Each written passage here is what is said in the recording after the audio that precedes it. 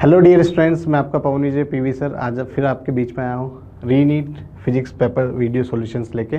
हम यहाँ पर आपके साथ डिस्कस करेंगे सारे वीडियो सॉल्यूशन जो रीनीट 2024 फिजिक्स के पेपर में पूछे गए हैं। ठीक है, तो स्टार्ट करते हैं पेपर के solutions.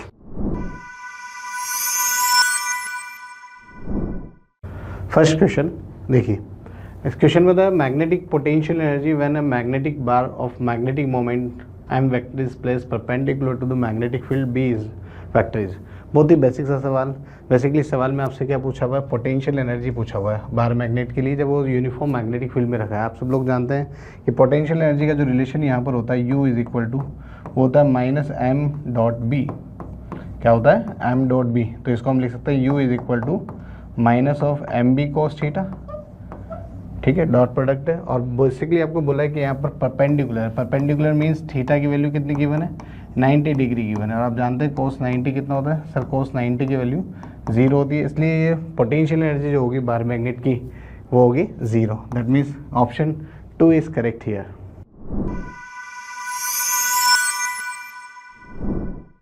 Okay students, next question.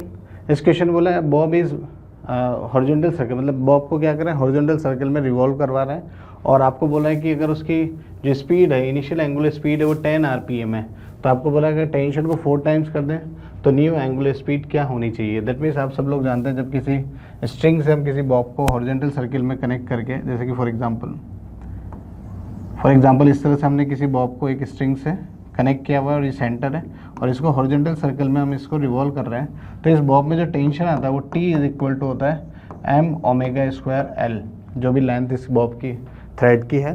Basically आप ये समझते हैं कि सर्कुलर मोशन का सवाल है। सर्कुलर मोशन में हम जानते हैं कि जो एसेंशियल सेंट्रीपिटल फोर्स यहाँ प्रोवाइड कर रहा है वो टेंशन प्रोवाइड कर रहा है। तो टेंशन किसके इक्वल होगा, सेंट्रीपिटल फोर्स के equal m omega square L। तो आप ध्यान समझे तो T इज प्रोपोर्शनल टू क्या होगा, बेसिकली लेंथ चेंज नहीं हो रही तो T प्रोपोर्शनल है किसके, ओमेगा स्क्वायर के। तो यहाँ से हम लिख सकते हैं T1 upon T2 will be omega 1 upon omega 2 का होल स्क्वायर। अब टेंशन जो है पहले T बाद में 4 टाइम्स हो गया, दैट मीन्स 40। क्वेश्चन में लिखा हुआ है टेंशन कितना हो गया, 4 टाइम्स हो गया। ओमेगा 1 पहले कितना है 10 आरपीएम। आपको ऑप्शन जो है आरपीएम में गिवन है, इसलिए आरपीएम को चेंज करने की यहाँ रिक्वायरमेंट नहीं है। तो यहाँ पर ओमेगा 2 का होल स्क्वायर, इसको सॉल्व कर लें, T से T कैंसिल आउट हो गया, दोनों तरफ रूट ले लें। तो यहाँ से हो जाएगा 1 अपॉन 2 इज इक्वल टू ये हो जाएगा 10 अपॉन ओमेगा 2। अब ये क्रॉस मल्टीप्लाई हो जाएंगे तो यहाँ से आपके पास ओमेगा 2 की जो वैल्यू हो जाएगी वो आ जाएगी 2 into 10 that will B 20 RPM. तो इस सवाल का सही आंसर जो होगा 20 आरपीएम होगा। तो ऑप्शन फर्स्ट यहाँ पर करेक्ट होगा।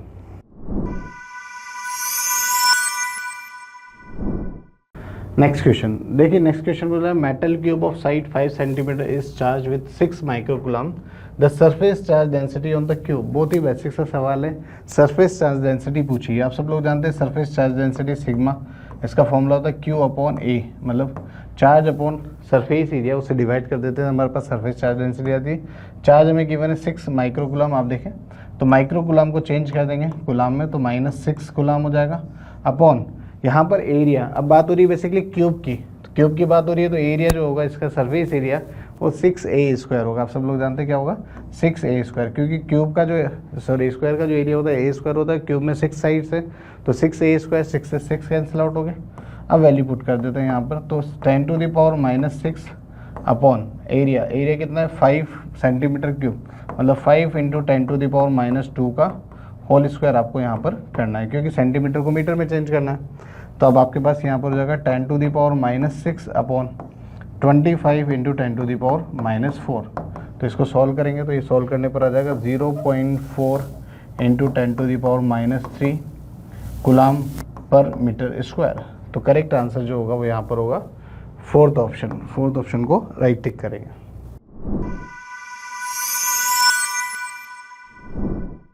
नेक्स्ट क्वेश्चन, इस क्वेश्चन में द इनकरेक्ट रिलेशन, इस बात को ध्यान रखिए, इसमें पूछा incorrect relation for diamagnetic material. Diamagnetic material के लिए बात हो रही है और आपको चेक करना है कि कौन सा ऑप्शन जो है इनकरेक्ट है। 1 बाय 1 एक ऑप्शन की हम बात करें। फर्स्ट ऑप्शन में लिखा है mu is less than mu naught, that is absolutely true. आप सब लोग जानते हैं डायमैग्नेटिक मटेरियल के लिए जो परमेबिलिटी होती है वो फ्री स्पेस से कम होती है। दैट मीन्स ऑप्शन 1 करेक्ट है, बट आपको कौन सा बताना है, इनकरेक्ट, इसलिए आंसर नहीं होगा। ऑप्शन बात करें सेकंड ऑप्शन गिवन है कि रिलेटिव जो परमेबिलिटी है डायमैग्नेटिक मटेरियल के लिए उसकी वैल्यू 0 से 1 के बीच में होती है। That is also absolute correct, ये बिल्कुल सही बात है, इसलिए आंसर नहीं होगा, ठीक है। और थर्ड अपन बात करें कि डायमैग्नेटिक मटेरियल के लिए जो साई है उसकी वैल्यू क्या होगी, तो आप सब लोग जानते हैं कि म्यू आर जो होता है वो होता है 1 + I, ठीक। तो अब ये वैल्यू अगर यहाँ पर पुट कर देता हूँ, इस रिलेशन में पुट कर देता हूँ, तो आप ध्यान समझिए, तो यहाँ पर 0 और यहाँ पर कितना है, लेस देन इक्वल टू, यहाँ पर लिखा है म्यू आर के प्लेस पर यहाँ पर क्या लिख सकता हूँ 1 + I और लेस देन 1। तो यहाँ से आप ध्यान से देखें, तो 1 अगर उधर और इधर शिफ्ट करेंगे तो यहाँ पर कितना हो जाएगा, ये हो जाएगा -1 लेस देन इक्वल टू, यहाँ पर आ जाएगा शाई लेस देन इवन 1 0। तो आपके पास जो रिलेशन आएगा वो थर्ड ऑप्शन भी करेक्ट होगा, इसलिए आंसर नहीं होगा। बात करें फोर्थ ऑप्शन की, तो फोर्थ ऑप्शन में गिवन है कि म्यू आर की जो वैल्यू है 1 + ε0। ये से गलत बात है क्योंकि म्यू आर की वैल्यू किसके बीच में होती है, 0 से 1 के बीच में, इसलिए ये ऑप्शन इनकरेक्ट है। तो इस सवाल का आंसर होगा, तो बहुत ही थियोरेटिकल सवाल था जिसमें आपको इस तरह से आंसर देने, तो fourth option is correct here.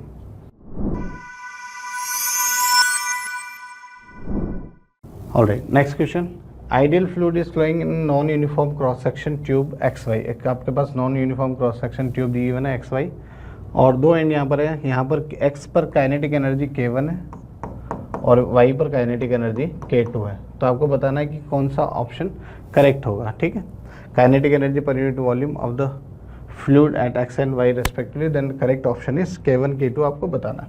तो आप ध्यान समझे, तो यहाँ पर आप जानते हैं प्रिंसिपल ऑफ कंटिन्यूटी, जो एरिया और वॉल्यूम का जो प्रोडक्ट होता है वो क्या होता है, कांस्टेंट होता है।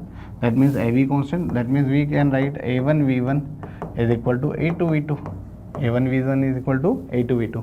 अब आप ध्यान समझिए, तो ये वाला अगर एरिया, इसको मैं अगर A1 बोल रहा हूँ और इस एरिया को अगर मैं A2 बोल रहा हूँ, तो आप ध्यान समझ पा रहे हैं कि A2 क्या है, A2 ग्रेटर देन है किससे, A1 से, इसलिए V1 ग्रेटर देन होगा किससे, V2 से।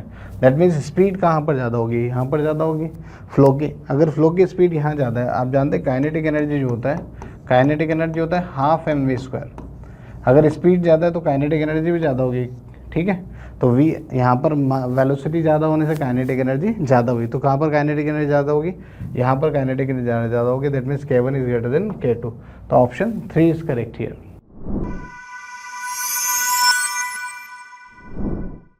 नेक्स्ट क्वेश्चन एस्केप वेलोसिटी पर है। एस्केप वेलोसिटी और 9 टाइम मास और रेडियस 16 टाइम कर दे तो एस्केप वेलोसिटी क्या होगी किसी प्लैनेट के लिए। तो आप सब लोग जानते हैं कि एस्केप वेलोसिटी अंडर रूट में Gm/r इसके प्रोपोर्शनल होती है, ठीक।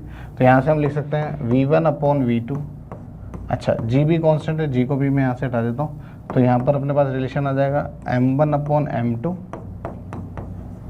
इज इक्वल टू N2, यहाँ पर मल्टीप्लाई का साइन आएगा, मल्टीप्लाई R2/R1, ठीक है। इसको मल्टीप्लाई कर लीजिए, यहाँ पर मल्टीप्लाई हो, तो V1 पहले V दिया हुआ है, बाद में आपसे पूछा हुआ है एस्केप वेलोसिटी। मास पहले M दिया हुआ है, बाद में कितना गिवन है। अगर दूसरे प्लैनेट में मास 9 टाइम्स हो जाए, दैट मीन्स 9m, रेडियस कितना हो जाए 16 टाइम्स, दैट मीन्स 16r, और इनिशियल में कितनी थी r। इसको सॉल्व कर लेते हैं, इससे कैंसिल आउट हो गया, तो ये 4/3 बाहर निकलेगा। That means V/V2 will be 4/3, तो यहाँ से V2 विल बी 3/4V। तो करेक्ट आंसर जो होगा ये होगा अपना 3/4V। तो correct option is third option को यहाँ पर राइट टिक करेंगे।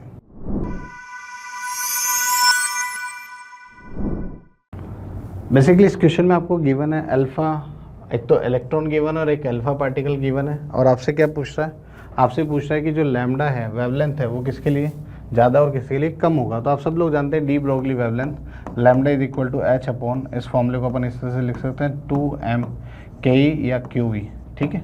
तो यहाँ पर आप ध्यान से तो लैम्डा किसके प्रोपोर्शनल है, √Q, मतलब चार्ज के अंडर रूट के प्रोपोर्शनल है, इन्वर्सली प्रोपोर्शनल है।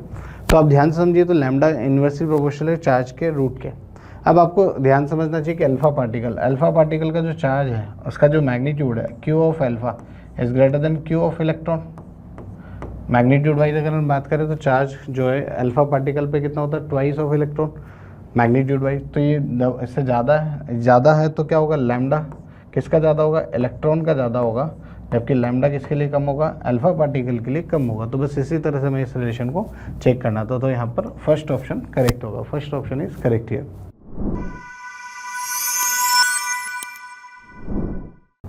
नेक्स्ट क्वेश्चन में बेसिकली आपको बोला है कि फोर्स गिवन है, इनिशियल काइनेटिक एनर्जी गिवन है और पोजीशन गिवन है, डिस्प्लेसमेंट बताना है, काइनेटिक एनर्जी बताना है जब एक्स डिस्प्लेसमेंट हो। दिस मीन्स आप ये बात समझें कि इस सवाल को करने के लिए आपको लगाना था यहाँ पर work done by all forces, work done by all forces is equal to delta K, that is known as work energy theorem.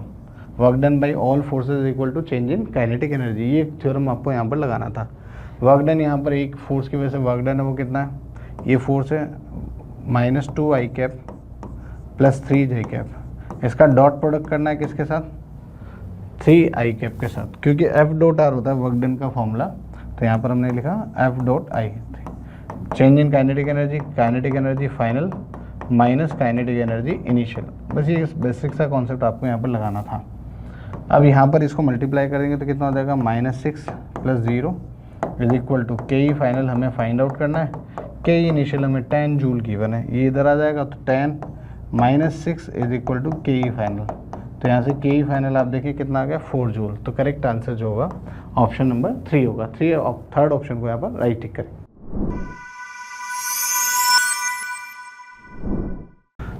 Next question में आपको बोला है कि ऑब्जेक्ट को 10 मीटर की हाइट से ड्रॉप किया है। ये आपका कोई ऑब्जेक्ट है, यहाँ से इसको रिलीज किया है ना, इसकी इनिशियल वेलोसिटी 0 है और ये वाली हाइट जो है ये 10 मीटर आपको गिवन है, ये हाइट गिवन है 10 मीटर, ठीक है। उसके बोला after striking the ground it loses 50% of kinetic energy, 50% kinetic energy को लूज करता है। Height up to which object can rebound from the ground, और इतना ऊपर जाएगा ये आपको बताना है, 50% लॉस हो गया। तो इसकी काइनेटिक एनर्जी यहाँ पर कैलकुलेट कर लो। तो काइनेटिक एनर्जी जब ये स्ट्राइक करेगा, काइनेटिक एनर्जी वो कितनी होगी, हाफ एम वी स्क्वायर, और v कैसे फाइंड आउट कर लेंगे, इसके लिए v फाइंड आउट करने का बिल्कुल सिंपल सा तरीका √2gh, ये फॉर्मूला आप सब लोग जानते हैं मोशन द ग्रेविटी से। तो 2 × 10 × 10, तो ये हो गया अंडर रूट में 200, यहाँ पे वैल्यू पुट कर दी। तो हाफ इंटू एम स्क्वायर करेंगे तो इंटू 200, तो यहाँ से आ जाएगा 100 m। ये काइनेटिक एनर्जी आ गई। इस काइनेटिक एनर्जी की हाफ काइनेटिक एनर्जी से पार्टिकल ऊपर जा रहा है, मतलब कहने का मतलब ये है कि अब यहाँ पर जब पार्टिकल ऊपर जा रहा है तो उसकी काइनेटिक एनर्जी 100 m की हाफ होगी। 100 m की हाफ कितनी होगी, 50 m। 50 m से ऊपर कितना जा पाएगा, तो यहाँ पर आप क्या लगा दो, mechanical energy conservation, K initial plus U initial is equal to K final plus U final. K initial कितना 50 m, यू इनिशियल कितना 0, क्योंकि रेफरेंस ये ले लेते हैं, पोटेंशियल यहाँ 0, फाइनल काइनेटिक एनर्जी 0, क्योंकि मैक्सिमम कितनी हाइट पर जा रहा है ये हमें कैलकुलेट करने से मैं बोल देता हूँ, इसको h1 बोल देता हूँ, ठीक है। ये जाएगा mgh, तो इसको सॉल्व कर लेते हैं। तो 50 m is equal to m, g की वैल्यू 10 इंटू, इसको अगर h1 हाइट मैंने अज्यूम किया तो h1, m से m कैंसिल आउट हो गया, तो h1 विल बी 5। तो यहाँ से h1 is equal to 5 metre जो आंसर होगा। Fourth option is correct here, fourth option को राइट टिक करेंगे।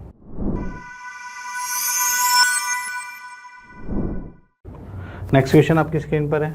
इससे बोला है कि सर्किट गिवन है, इंडक्टिव सर्किट है और आपको करंट आपको गिवन है I is equal to I naught sine omega T. तो वोल्टेज ड्रॉप आपको बताना है। आप जैसा कि सब लोग जानते हैं कि जो प्योर इंडक्टिव सर्किट होता है उसमें जो वोल्टेज होता है वो करंट से π/2 फेज आगे होता है। दैट मीन्स आप यहाँ पर क्या लिख सकते हैं सर, हम लिख सकते हैं V is equal to V naught sine omega T plus π/2। हम ऐसे लिख पा रहे हैं क्योंकि हमें करंट का यहाँ पर इक्वेशन गिवन है, I is equal to I naught sine omega T. तो π/2 फेज आगे होता है, तो इसलिए हम क्या कर पा रहे हैं उसमें 90 डिग्री ऐड कर रहे हैं। तो यहाँ से हमारे पास क्या है, V is equal to V naught, और ये कितना हो गया साइन 90 प्लस थीटा, ये हो जाएगा cos theta cos omega T. अब V नोट को जो है, आप V नोट को क्या लिख सकते हैं सर, V नोट को प्योर इंडक्टिव सर्किट के लिए लिख सकते हैं I नोट इंटू एक्सएल। और आप लोग जानते हैं कि प्योर इंडक्टिव सर्किट के लिए एक्सएल इज इक्वल टू होता है कितना, ओमेगा एल। ये वैल्यू यहाँ पुट करते हैं, तो V naught is equal to I naught into omega L. ये वैल्यू अब यहाँ पर पुट कर देते हैं V नोट की।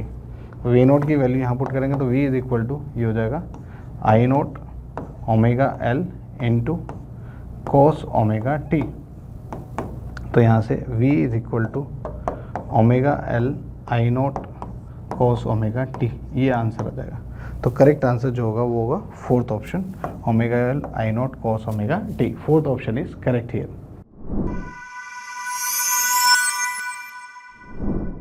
A 12 picofarad capacitor is connected to a 50 volt battery and electrostatic energy stored in the capacitor nanojoule में हमें कैलकुलेट करना है।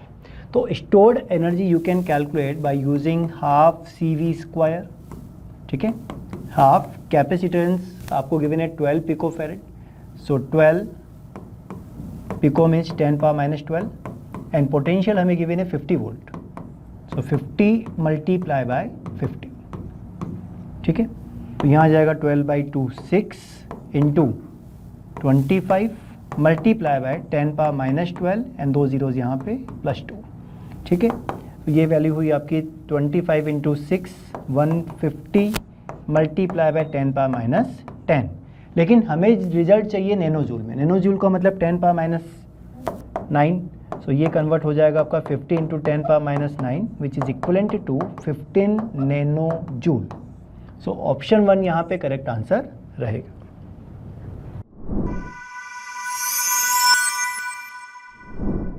A uniform wire of diameter d carries a current of 100 milliampere when the mean drift velocity of electrons in the wire is v, ठीक है। For a wire of diameter d/2 of the same material to carry a current of 200 milliampere, the mean drift velocity calculate करना है। तो relation हमें पता है, relation is I is equal to NEAVD, ठीक है। अब आपको क्या दिया है, सेम मटेरियल दिया है, तो मटेरियल सेम होने का मतलब n यहाँ पे कांस्टेंट हो गया, चार्ज ऑफ E भी सेम ही रहेगा, यानी I is proportional to A into VD, ठीक है। और हमें कैलकुलेट करना है VD, so VD is proportional to I/A। अब दो कंडीशन हमें गिवन है। फर्स्ट वायर में करंट कितना है 100 मिली एम्पियर, इसको हमने I1 कंसीडर किया। सेकंड वायर में करंट कितना है 200 मिली एम्पियर, ये आपका I2 कंसीडर होगा। फर्स्ट का डायमीटर हमने कंसीडर किया है, हमें गिवन है D, ठीक है। तो जब एरिया आप लिखोगे तो रेडियस की रिक्वायरमेंट होती है, तो area you can write pi R square, और इन टर्म्स ऑफ डायमीटर हम लिख सकते हैं D/2 से, ठीक है। और यहाँ पर आपको डायमीटर गिवन है, यानी जो एरिया है वो भी आपके डायमीटर स्क्वायर के प्रोपोर्शन में आ गया है, ठीक है। तो डायमीटर स्क्वायर के प्रोपोर्शन में आ गया। दैट मीन्स VD हम कैलकुलेट कर सकते हैं प्रोपोर्शनलिटी से बाय यूजिंग I/D स्क्वायर, ठीक है। और फर्स्ट केस में हमें ड्रिफ्ट वेलोसिटी कितना गिवन है V, और सेकंड केस के लिए कैलकुलेट करना है, तो V1/V2 is equal to format के according I1/D1 square multiply by D2 square by I2। Values put कर दें। Current first 100 milli ampere, diameter D, so D square multiply by, second में diameter हमें गिवन है D/2, so D/2 whole square and divide by current 200 milli ampere, so D cancel out, milli cancel out, 2 zeros cancel out, 1/2, और यहाँ पे भी 2 है तो 1/2 का स्क्वायर, तो result is 1/8। So V1 V/V2 is equal to 1/8। यहाँ से हमें ड्रिफ्ट वेलोसिटी सेकंड का मिल गया 8 times of V, so option 2 is the right answer.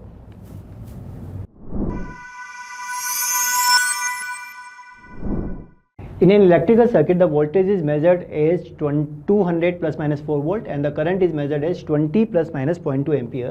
The value of the resistance is, हमें रेजिस्टेंस कैलकुलेट करना है, और न्यूमेरिकल में आपको true value and absolute value given है। सिमिलरली आपको करंट का भी ट्रू वैल्यू गिवन है, करंट का ट्रू वैल्यू 20 है और एब्सोल्यूट वैल्यू आपका 0.2 आ रहा है, और हमें कैलकुलेट करना है रेजिस्टेंस। तो फर्स्ट हमें रेजिस्टेंस का ट्रू वैल्यू फाइंड करना होगा। तो resistance we can calculate by using equation of Ohm's law. तो ट्रू वैल्यू 200 एंड करंट का ट्रू वैल्यू 20, तो value of resistance true value आपको मिल गया 10। ट्रू वैल्यू हमने फाइंड करा। सेकेंड, अब हम जो रेजिस्टेंस कैलकुलेट कर रहे हैं वो दो नंबर्स के, यानी पोटेंशियल एंड करंट के डिवीजन से सॉल्व कर रहे हैं। तो यहाँ पे डिवीजन का रूल लगना चाहिए कि fractional error of the answer is equal to sum of fractional error of basic quantities. तो बेस क्वांटिटीज यहाँ पर है आपके पास V and I, तो फ्रैक्शनल एरर हम कैलकुलेट कर सकते हैं, यानी delta R/RT is equal to delta V/VT plus delta I/IT, दोनों का वैल्यू पुट करें, और यहाँ से हमें डेल्टा R भी मिल जाएगा बिकॉज ट्रू वैल्यू आप सॉल्व कर चुके हैं 10, is equal to delta V is 4, so 4/200 plus delta I is 0.2, so 0.2/20, ठीक है, ये 0 0 कैंसिल आउट, ओके। तो यहाँ पे रिजल्ट आपके पास रहा 4/20, 4/20 इज़ 1/5 एंड 0.2/2 इज़ एक तरीके से हम बोल सकते हैं 0.1/1 या डायरेक्ट हम लिख लें 0.1, तो 1/5 is 0.2 plus 0.1 is equal to 0.3, तो आपको डेल्टा आर का वैल्यू मिल गया 0.3। सो रेजिस्टेंस में ट्रू वैल्यू रहेगा, एब्सोल्यूट रहेगा, ट्रू वैल्यू हमने 10 कैलकुलेट करा और एब्सोल्यूट आपके पास आ गया 0.3, तो 10 plus minus 0.3 and unit Om, correct answer रहेगा option 2।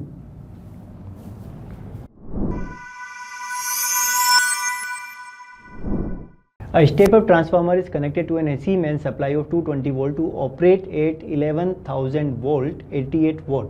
The current in the secondary circuit ignoring the power loss in the transformer. देखो हमें पावर लॉस को इग्नोर करना है। पावर लॉस को इग्नोर करने का मतलब है कि पावर यहाँ पर मतलब एफिशिएंसी अपनी 100% रहेगी, तो जितनी इनपुट पावर उतनी आउटपुट पावर होनी चाहिए। तो power is equal to V into I. तो पावर हमें गिवन है 88 वॉट और पोटेंशियल हमें गिवन है 11,000। करंट हमें फाइंड करना है, so I is equal to 88 divide by 11,000, ठीक है, 88/11 8 एंड 3 पावर्स हैं, तो 8 इंटू 10⁻³ एम्पियर, यानी आंसर अपना करेक्ट हो जाएगा 8 मिली एम्पियर, ऑप्शन नंबर 1।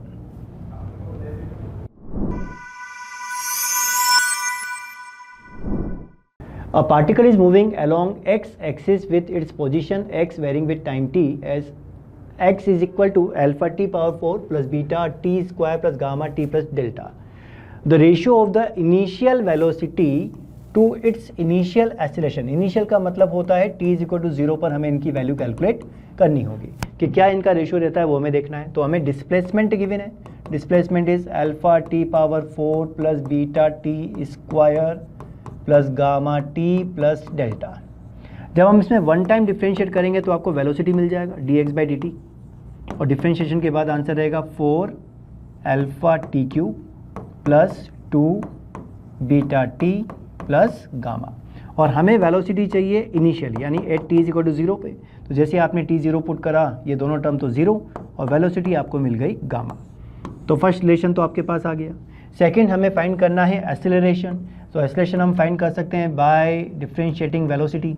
तो वेलोसिटी का एक्सप्रेशन अभी आपने कैलकुलेट करा और इसी को हमें डिफरेंशिएट करना है।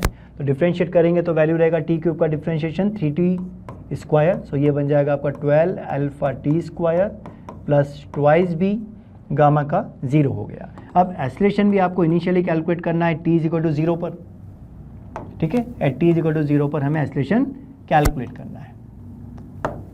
तो t इक्वल टू 0 आपने पुट करा तो एक्सेलरेशन की वैल्यू आ गई ट्वाइस ऑफ b, और हमें रेशियो किसका फाइंड करना है, हमें रेशियो फाइंड करना है initial velocity to initial acceleration, मतलब v बाई ए। तो v आपने कैलकुलेट किया था gamma divide by twice of beta, तो gamma divide by twice of beta यानी ऑप्शन 4 यहाँ पे करेक्ट आंसर रहेगा।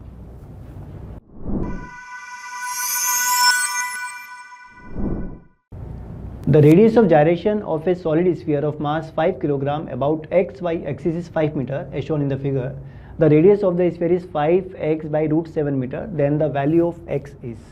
देखो हमें moment of inertia X Y axis के अबाउट कैलकुलेट करना है और इसके अबाउट आपको रेडियस ऑफ जायरेशन गिवन है। रेडियस ऑफ जायरेशन को हम के से रिप्रेजेंट करते हैं, ठीक है। तो स्फीयर का मास हमें m गिवन है, रेडियस ऑफ जायरेशन आपको k गिवन है, ठीक है। रेडियस ऑफ द स्फीयर ये आपको r गिवन है। इसी एक्सिस के अबाउट अगर हम स्फीयर का मोमेंट ऑफ इनर्शिया कैलकुलेट करें तो यहाँ पे पैरेलल एक्सिस थ्योरम हमें लगाना होगा। इस सेंटर से पासिंग एक्सिस के अबाउट हमें आंसर मिलता है 2/3 mr स्क्वायर, और यहाँ पैरेलल एक्सिस थ्योरम अप्लाई करोगे तो इस एक्सिस के अबाउट आपको आंसर मिलेगा, एक्स वाई एक्सिस के अबाउट आंसर मिलेगा 7/5 mr स्क्वायर, ठीक है। m एंड m ये हमने कैंसिल आउट कर दिया, k के प्लेस पर आप लिखेंगे 5, so 5 square is equal to 7/5 and radius आपको गिवन है 5x by root 7 whole square, ठीक है। और यहाँ से हमें x का वैल्यू फाइंड करना है, तो यहाँ पर आपके पास 5 square, so 5 square is equal to 7/5 और ब्रैकेट में आपके पास से 25x²/7, तो 7 7 से कैंसिल आउट हो जाएगा, 25 ये 25 से कैंसिल आउट हो जाएगा, तो x² किसके इक्वल आया 5, so x is equal to √5, so option 4 यहाँ पे करेक्ट आंसर हमें मिल जाएगा।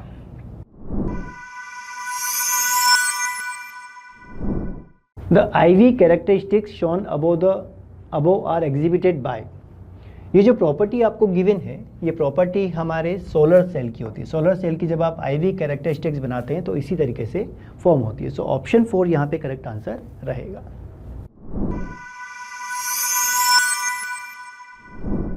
The magnetic moment and moment of inertia of a magnetic needle are shown respectively 1 × 10⁻², ये आपको मैग्नेटिक मोमेंट गिवन है जिसको हम म्यू से रिप्रेजेंट करते हैं, and 10⁻6 divide by pi kilogram metre square, ये आपका मोमेंट ऑफ इनर्शिया है जिसको हम आई से रिप्रेजेंट करते हैं। If it completes 10 oscillation in 10 second, the magnitude of magnetic field आपसे पूछा है। देखो 10 ऑस्सिलेशन 10 सेकेंड में कंप्लीट कर रहा है, तो 1 ऑस्सिलेशन में कितना टाइम लगेगा, 1 ऑस्सिलेशन का टाइम 1 सेकेंड होगा, और टाइम पीरियड हम किससे मेजर करते हैं, टाइम पीरियड आप मेजर करते हैं 2π√I/μb से, और ये वैल्यूज हम पुट कर दें, तो टाइम कितना है, टाइम है 1 is equal to 2π, moment of inertia आपको गिवन है 10⁻⁻6, ये डिवाइड बाई पाई स्क्वायर, ये moment of inertia, value of mu कितना गिवन है 10⁻², ये 10⁻² मल्टीप्लाई बाय b रहेगा, और हमें यहाँ से b का वैल्यू कैलकुलेट करना है। तो ये पाई और पाई स्क्वायर ये तो हुआ कैंसिल आउट, ठीक है। हम इस 2 को लेफ्ट हैंड साइड शिफ्ट कर सकते हैं, so 1/2 is equal to 10⁻⁴/b in under root हटाना है तो स्क्वायर कर दें, सो 1/4 इज इक्वल टू 10⁻⁴ साथ में b, ठीक है। हमें वैल्यू चाहिए b का, क्रॉस मल्टीप्लाई करें, b इज इक्वल टू 4 × 10⁻⁴, और you can right 0.4 × 10⁻3, magnetic field का यूनिट टेस्ला होता है, और 0.4 × 10⁻3, 10⁻3 को हम मिली टेस्ला से रिप्रेजेंट कर सकते हैं, किससे रिप्रेजेंट कर सकते हैं, मिली, 10⁻3 इज मिली, यानी 0.4 milli tesla. Option 3 is the correct answer.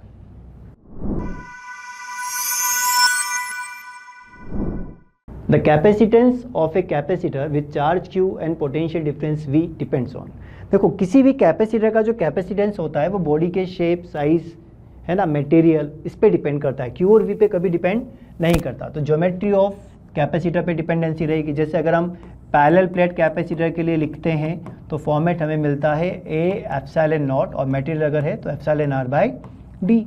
इसी तरीके से अगर हम स्फेरिकल कैपेसिटर के लिए लिखते हैं, सिंपल स्फीयर आपको गिवन है, तो उसके लिए आंसर आता है 4πε0 मल्टीप्लाई बाई r। तो ये कभी भी क्यू और वी पे डिपेंड नहीं करता, बॉडी के शेप, साइज, है ना, आसपास कौन सा मटेरियल हमने फिल करा है, कोई और ऑब्जेक्ट है क्या, कोई कंडक्टर है क्या, उस पर डिपेंड करता है। तो ऑप्शन 2 यहाँ पे करेक्ट होना चाहिए।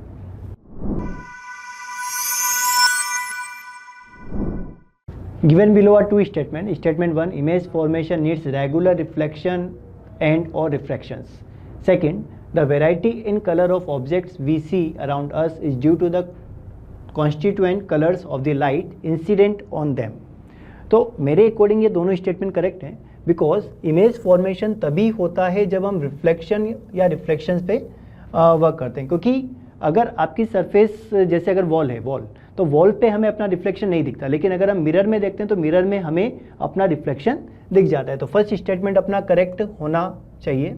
Second statement, the variety of colours of object, जो भी हमारा पास ऑब्जेक्ट है, ऑब्जेक्ट का अगर हम कलर देखते हैं तो वो कलर हमें किसके कारण दिखता है, बिकॉज हमें ये बोला गया इसमें due to the constituent colours of the light. जो वाइट लाइट होती है उसी के अंदर आपके सारे कलर इंक्लूड होते हैं, सारे कलर मिक्स होकर क्या बन जाते हैं, वाइट लाइट। तो ऑब्वियस बात है कि सेकेंड स्टेटमेंट भी आपका करेक्ट ही है। तो यहाँ पर हमें मिलना चाहिए both statement 1 and 2 are correct. Option 3 यहाँ पे करेक्ट आंसर रहेगा।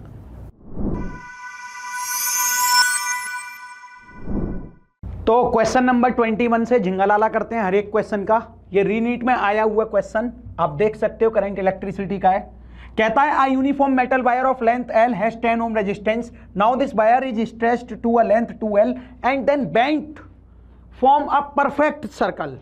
The equivalent resistance across any arbitrary diameter. तो देखो क्वेश्चन समझो पहले क्या पूछ रहा है। ये एक वायर है जिसका एरिया तो ए मान लेते हैं क्रॉस सेक्शन और लेंथ इसकी एल मान लेते हैं, और इसका जो रेजिस्टेंस है वो दे रखा है आपको 10 ओम। Very nice. अब इसको प्लस से खींच के लंबा कर दिया। जब लंबा कर दिया ना तो इसकी जो लेंथ हो गई प्यारे बच्चे वो हो गई 2L। सही बात है। अब जब इसको खींच के लंबा करेंगे तो इसका एरिया ऑफ क्रॉस सेक्शन अपने आप चेंज नहीं हो जाएगा? बोलो, तो वो ए ना होके ए डैश नहीं हो गया? खैर, इसका रेजिस्टेंस 10 ओम है तो हम जानते हैं कि रेजिस्टेंस का फॉर्मूला होता है R equal to rho L upon A. Length पर भी डिपेंड करती है, क्रॉस सेक्शन एरिया पर भी रेजिस्टेंस डिपेंड करती है, क्योंकि वायर सेम है तो रेजिस्टिविटी तो कांस्टेंट है। अगर इसकी लेंथ एल है, इसका एरिया ए है, ठीक है, और इसकी आर कितनी दे रखी है 10 ओम, तो मेरे को यहाँ से पता चला 10 ओम क्या दे रखा है मेरे को, rho L upon A. Very nice. अब इसके लिए पहले तो मेरे को एरिया ऑफ क्रॉस सेक्शन निकालना पड़ेगा। ये बात सही है कि प्लस से खींच दिया तो इसका एरिया तो चेंज हो गया, लेकिन वॉल्यूम जो है कांस्टेंट होगा। इनिशियल वॉल्यूम जो था इस वायर का वही फाइनल वॉल्यूम होगा, और वॉल्यूम आपको पता होगा किसी भी सिलेंडर का होता है एरिया इंटू लेंथ। अगर इसका ए और लेंथ एल है और इसका एरिया ए डैश है और इसकी लेंथ 2L है, तो यहाँ से L से तो L कट गया, ए डैश आएगा A अपॉन 2। तो इसका जो एक्चुअल में क्रॉस सेक्शन एरिया आएगा वो आएगा A अपॉन 2। तो सोच के देख, इसकी रेजिस्टिविटी अगर मैं लिखूंगा तो R इक्वल टू होता है रो एल अपॉन ए फॉर्मूला, लेकिन इसकी जो लेंथ है वो कितनी है 2L है, तो क्यों ना मैं यहाँ पे इसको 2L लिखूं। सही है कि नहीं है? लेकिन यहाँ पे जो एरिया आया है नया इसका ए डैश, तो उसको क्या लिखूंगा A/2। जब मैं यहाँ पे A/2 लिखूंगा और इसको सॉल्व करूंगा तो यहाँ से रेजिस्टेंस आएगी, ये 2 ऊपर पहुँच जाएगा 4 रो एल अपॉन ए। सही बात है एकदम। तो बड़े ध्यान से सोचो, और इस रेजिस्टेंस की वैल्यू 4 रो एल अपॉन ए, रो एल अपॉन ए की जगह कितनी वैल्यू है 10 ओम, तो यहाँ पर आएगी 4 × 10, यानी कि रेजिस्टेंस आ गई 40 ओम। सवाल यहीं खत्म नहीं होता। ये तो हमने इस वायर की रेजिस्टेंस की मदद से इस वायर की रेजिस्टेंस निकाल ली। अब इसने क्या बोला, प्लस से खींचने के बाद वायर को सर्कल कर दिया है। क्या कर दिया है? Perfect circle. तो आप कहोगे ठीक है भैया ये वायर था, इसको परफेक्ट सर्कल कर दिया है, और इक्विवेलेंट रेजिस्टेंस पूछ रहा है अक्रॉस एनी आर्बिट्ररी डायमीटर। तो मान ले एक पॉइंट ये है, दूसरा पॉइंट ये है डायमीटर। अब सोच, अगर मैं डायमीटर के अक्रॉस इसकी इक्विवेलेंट रेजिस्टेंस बनाऊंगा, तो क्योंकि अब जो वायर खींच के प्लस से लंबा कर दिया है उस पूरे का रेजिस्टेंस 40 ओम है, तो ये आधा हिस्सा है उसका और ये भी आधा हिस्सा है, तो यहाँ से यहाँ तक इसकी 20 ओम रेजिस्टेंस है और यहाँ से यहाँ तक इसकी 20 ओम रेजिस्टेंस है। अब क्योंकि ये 2 पॉइंट हैं, क्योंकि मैं अगर इसको ऐसे बना के दिखाता हूँ आपको, इसकी भी रेजिस्टेंस 20 ओम, इसकी भी रेजिस्टेंस 20 ओम, तो ये दोनों पैरेलल में डायमीटर के अक्रॉस। तो जब ये दोनों रेजिस्टेंस पैरेलल में होंगी तो आर इक्विवेलेंट कैसे निकालेंगे इसका, R1 R2 upon R1 plus R2, दोनों बराबर हैं, तो यहाँ 20 × 20 अपॉन नीचे आएगा 40, 0 से 0 गया, 2 से 2 बार गया, 2 से 2 बार गया, तो ऊपर बचेगा 10, तो यहाँ पे R इक्विवेलेंट आएगा 10 ओम। इसका सही आंसर जो आएगा 10 ओम आएगा। ठीक है, और ये बहुत ही सिंपल क्वेश्चन है। इस टाइप के क्वेश्चन हम मोशन में तो कॉपी में कराते हैं। ठीक है, तो आप समझ चुके होंगे 21। अब अपन डिस्कस करेंगे 22। अगर सही मायने में माना जाए तो ये लेंथी क्वेश्चन तो था 21 वाला। कॉन्सेप्ट तो सिंपल ही लग रहा है लेकिन लेंथी तो था।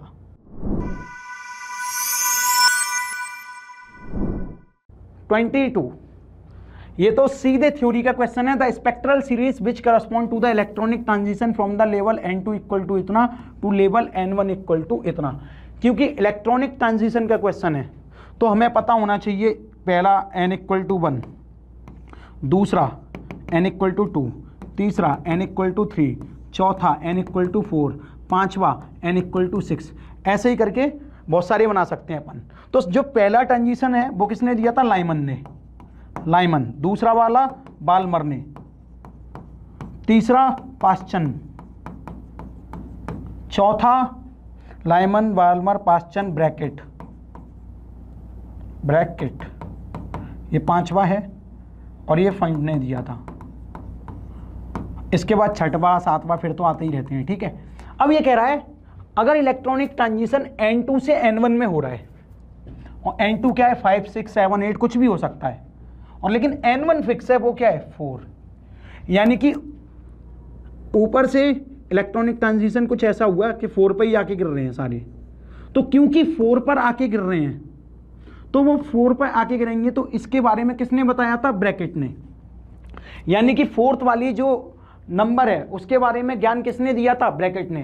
तो वो वही पूछ रहा है कि बताओ कौन सी सीरीज में आएगा ये, तो आंसर आएगा इसका ब्रैकेट सीरीज। सही है कि नहीं है। अगर वो थर्ड पे आके गिर रहा होता तो इसका आंसर पाश्चन होता, सेकंड पे आके गिर रहा होता तो बाल्मर, फर्स्ट पे आके गिर रहा होता तो लाइमन, है ना। डायरेक्ट याद करते हैं इन पांचों महान साइंटिस्टों को, है ना, याद करना जरूरी होता है क्योंकि इन पे क्वेश्चंस आते हैं।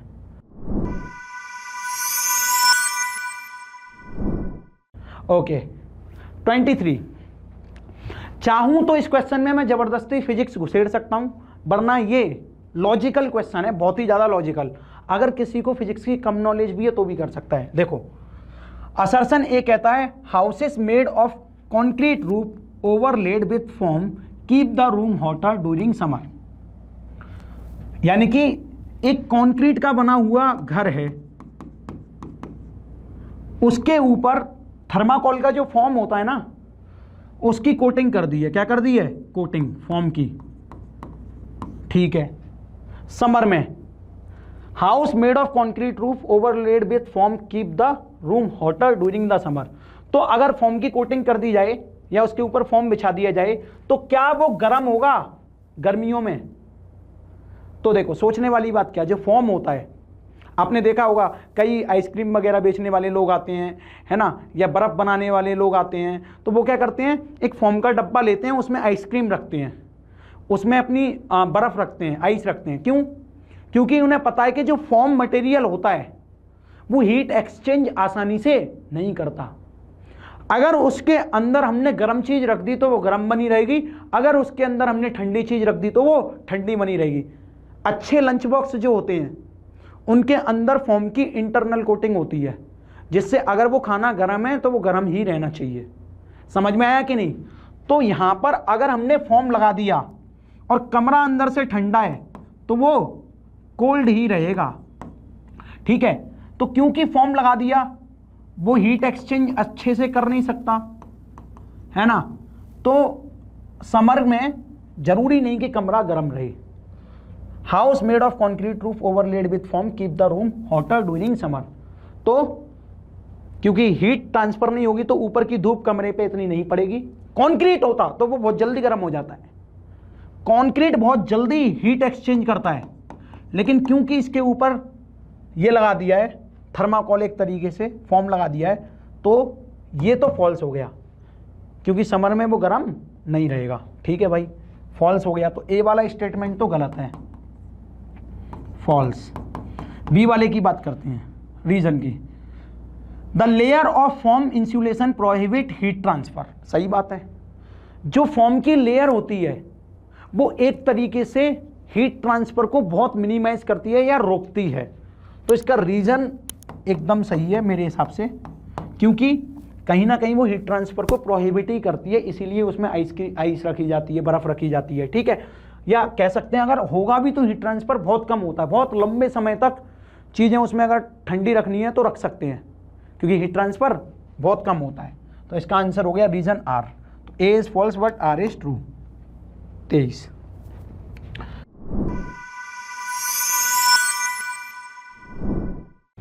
A particle executing simple harmonic motion with amplitude A has the same potential and kinetic energy at the displacement.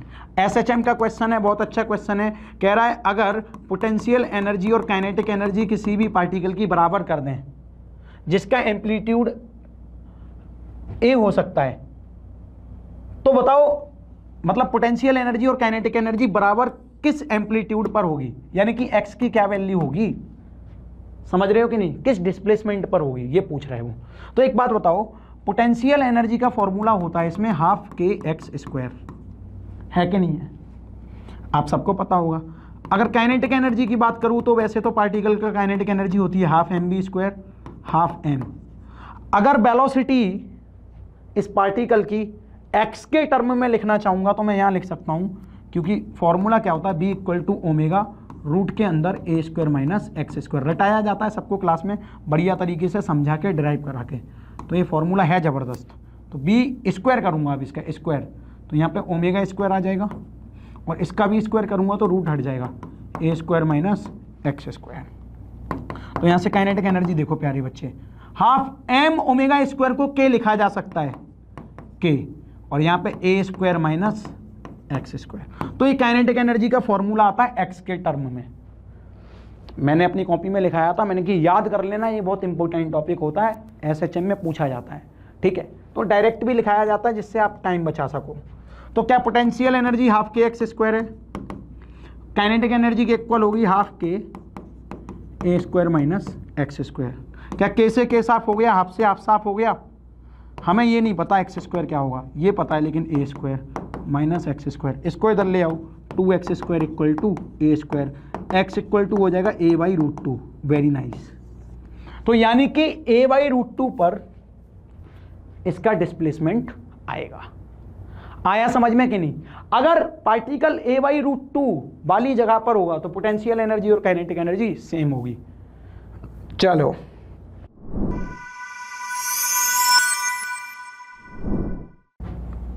two slit in Young's double slit experiment are 1.5 mm apart and the screen is placed at a distance of 1 meter from the slits.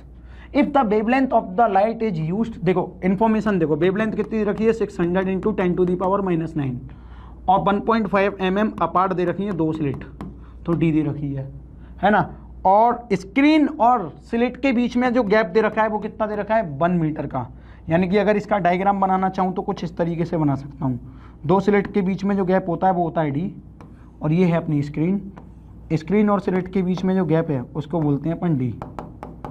सही है कि नहीं है, D equal to 1 metre. Okay, हाँ पूछा क्या है, then the fringe separation is, fringe का सेपरेशन बताओ क्या होगा। सोच, एक यहाँ पे मान ले ब्राइट फ्रिंज बनी, एक यहाँ पे ब्राइट फ्रिंज बनी, ये B1 है ये B2 है। टू कॉन्जिक्यूटिव ब्राइट फ्रिंजेस के बीच में जो विड्थ होती है उसी को बोलते हैं सेपरेशन, या इसका उल्टा भी कर सकते हैं।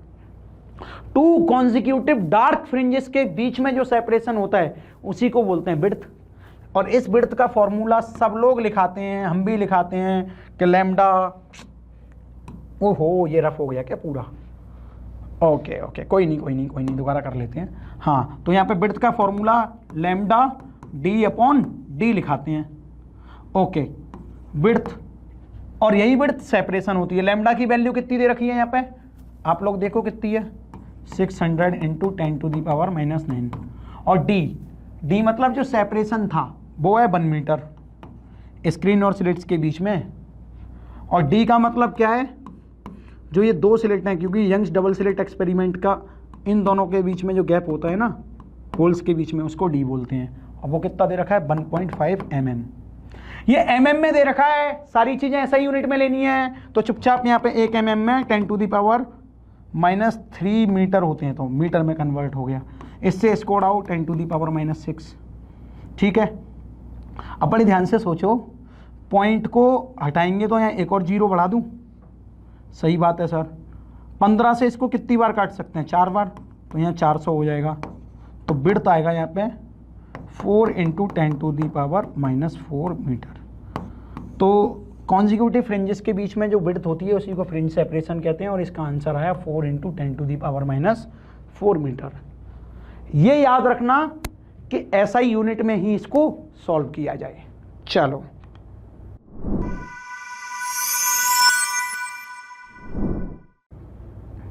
(26) Water is used as a coolant in a nuclear reactor because of its, ये मैंने रीनीट वाला जो पेपर हो रहा था उससे एक दिन पहले इसका वीडियो भी बनाया है, ठीक है।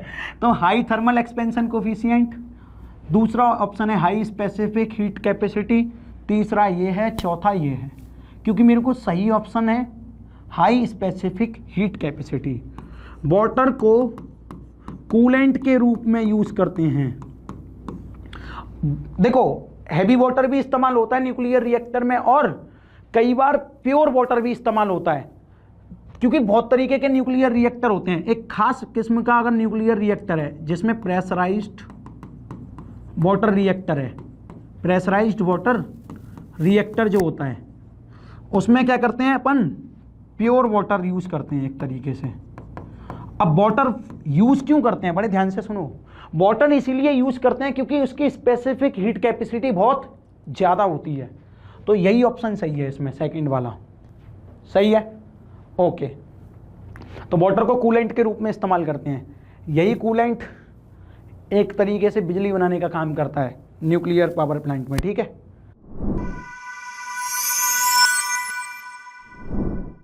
आ जाओ इधर। हाँ यार, कॉपी में कराए हुए क्वेश्चन है ये तो, ठीक है। यहाँ 63 लिख रहा है, मैंने कॉपी में 47 लिखाया था, बस वैसा ही है लगभग। अच्छा यहाँ पे देखो, the pitch of an error free screw gauge is 1 mm। Pitch कितनी दे रखी है, इंफॉर्मेशन को खींच के लिखते जाओ। और डिवीजन कितने हैं इसमें, 100, number of division 100 on the circular scale. While measuring the diameter of a thick wire the pitch scale read 1 mm।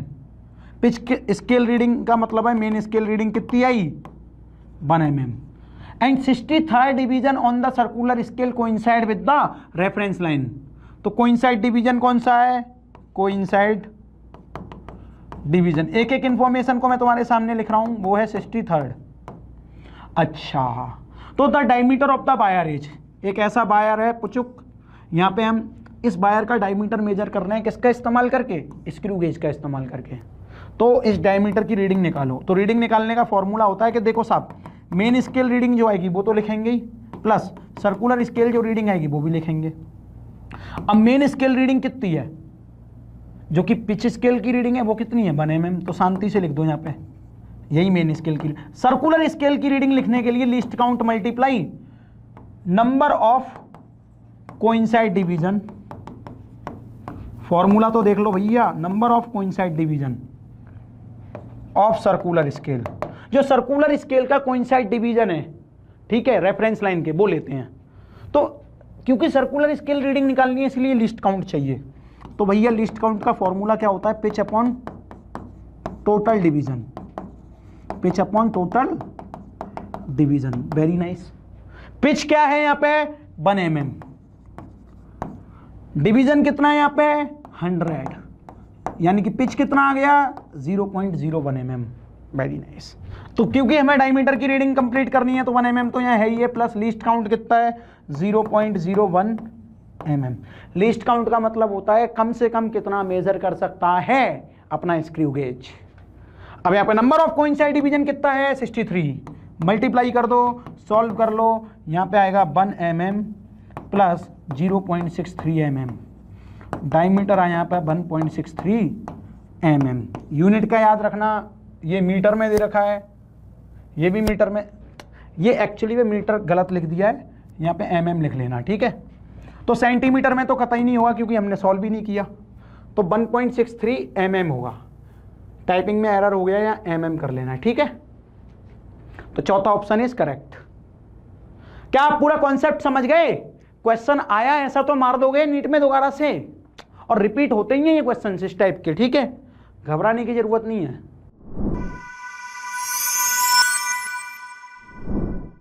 तो अब हम फोकस करते हैं क्वेश्चन नंबर 28 पर। 28वां प्रश्न कहता है, let us consider 2 solenoid A and V made from same magnetic material of relative permittivity μr and equal to area of cross section. Cross section of area भी सेम दे रखा है और रिलेटिव परमिटिविटी सेम है तो μ0 भी same होगा, ठीक है। Length of A is twice that of B, जो A वाला सोलेनॉइड है उसकी लेंथ ट्वाइस है B के, and the number of turns per unit length in A is half that of V। इसका मतलब क्या है, नंबर ऑफ टर्न्स हैं जो A के वो हाफ के बराबर है number of turns of V, ठीक है।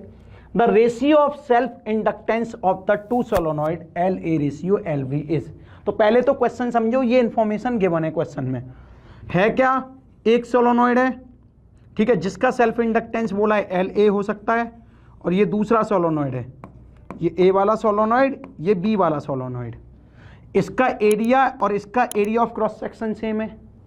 अब देखो म्यू नॉट भी सेम है दोनों का, तो कह रहा है कि LA और LB का रेशियो बताओ क्या होगा। तो आपको ये फॉर्मूला डायरेक्ट याद कराया होगा, LA इक्वल टू होता है म्यू नॉट N होता है number of turns, N square area of cross section upon length. ये एक जनरल फॉर्मूला होता है। अगर मैं एक की बात नहीं कर रहा, सिर्फ मैं सेल्फ इंडक्टेंस लिखने की बात कर रहा हूँ सोलोनॉइड की, ठीक है। यहाँ पे मैंने क्या बात की, सोलोनॉइड की सेल्फ इंडक्टेंस की केवल, तो ये फॉर्मूला होता है। अब सोचो LA इक्वल टू क्या दे रखा है 2LB। मैंने मान लिया कि LB की लेंथ यदि L है, LB की लेंथ मैंने क्या मान ली L, तो LA की लेंथ कितनी आएगी 2 × L, तो 2L हो गई कि नहीं हो गई। ये नंबर ऑफ टर्न्स नहीं दे रखे, यहां पे ये नंबर ऑफ टर्न्स हैं, लेकिन ये number of turns per unit length हैं, तो यहां पे number of turns NA per unit length क्या होगा LA is equal to half number of turns of V upon per unit length V। ऐसे लिखेंगे इसको।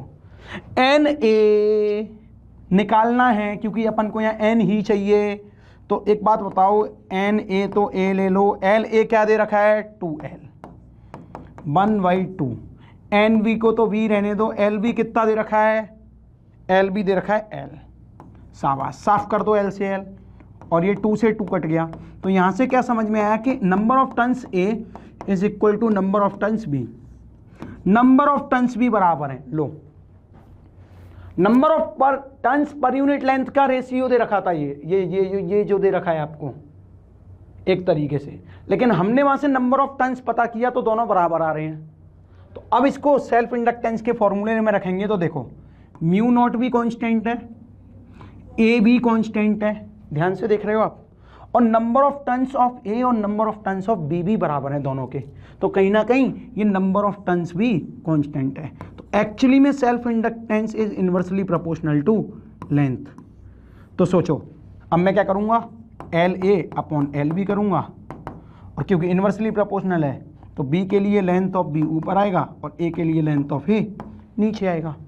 रेशियो कर लो, बोलो LA अपॉन LB निकाल लो। लेंथ B क्या है, यहाँ B की लेंथ देखो L है, लेंथ A क्या है यहाँ पे 2L है, L से L साफ आएगा क्या 1/2, तो LA रेशियो LB आ गया 1/2। Very nice, 1/2 is first answer correct है। आया आपको समझ में? चलो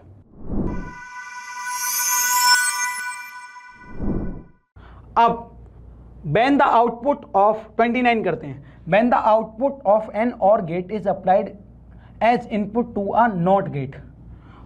OR gate बनाना आता है आपको? कुछ इस तरीके का होता है OR gate, ठीक है। अब जो इसका OR gate का आउटपुट है वो किससे कनेक्ट कर दिया जा रहा है NOT gate से। ये OR gate है, ये NOT gate है, तो then the combination act as आ, तो इन दोनों का जो कॉम्बिनेशन है वो किसके जैसा एक्ट करेगा। सोच, अगर मैं यहाँ पे 0 डालूंगा, यहाँ भी 0 डालूंगा, तो यहाँ आउटपुट आएगा 0, तो इसका जो लिखेंगे वो कैसे लिखेंगे y equal to A plus B. जो आउटपुट आएगा जैसा दोनों है वैसा ही आता है, तो 0 अगर 0 है तो ये 0 हो जाएगा, A भी 0 B भी 0, तो y क्या आएगा 0। लेकिन इसका जो आउटपुट लिखते हैं वो लिखते हैं y के ऊपर A बार, यानी कि जो इनपुट आया है उसका जस्ट अपोजिट लिखना है। तो इनपुट क्या आया है 0, तो यहाँ क्या मिलेगा 1। Very nice. अब सोच, अगर मैंने यहाँ पे 1 डाला और यहाँ पे 0 डाला, तो 1 + 0 करूँगा तो क्या आएगा 1, और इसको क्या इनपुट मिले, इसका जो आउटपुट है वो 1 है, वो इसे मिल जाएगा नॉट गेट को 1, तो 1 का क्या देगा ये 0। बोलो समझ में आ रहा है कि नहीं?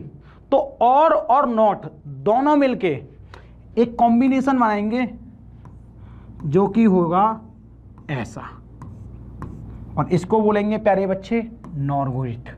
ना तो नैंड होगा, ना एंड होगा, ना और गेट होगा।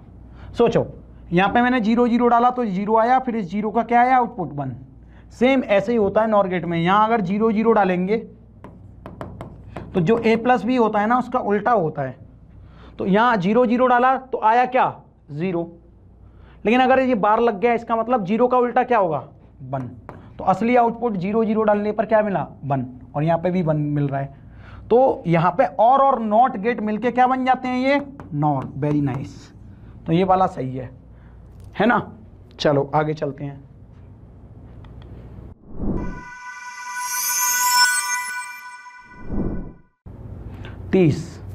बहुत सिंपल क्वेश्चन लग रहा है। तो interference pattern can be observed due to superposition of the following waves. Interference pattern observe करने के लिए एक सबसे महत्वपूर्ण शर्त होती है कि उसकी फ्रीक्वेंसी सेम होनी चाहिए। कांस्टेंट फेज डिफरेंस और फ्रीक्वेंसी सेम होनी चाहिए। तो अगर एक वेव है y equal to A sine omega T, तो इसकी फ्रीक्वेंसी मान ले ओमेगा एक तरीके से, इसके 2 ओमेगा यहाँ पे, तो ये तो नहीं हो सकते। ओके, अगर ये ओमेगा है तो यहाँ पे ये देख ये भी ओमेगा है, बेशक फेज डिफरेंस कुछ अलग है, कोई फर्क नहीं पड़ता। यहाँ पे 3 टाइम्स ऑफ ओमेगा है, तो ये दोनों तो प्यारे बच्चे बिल्कुल गलत हैं। तो ए और सी दोनों इंटरफ्रेंस कर सकते हैं क्योंकि यहाँ पे इनकी फ्रीक्वेंसी मिल रही है। तो ऑप्शन जो सही होगा वो होगा तीसरा वाला A and C.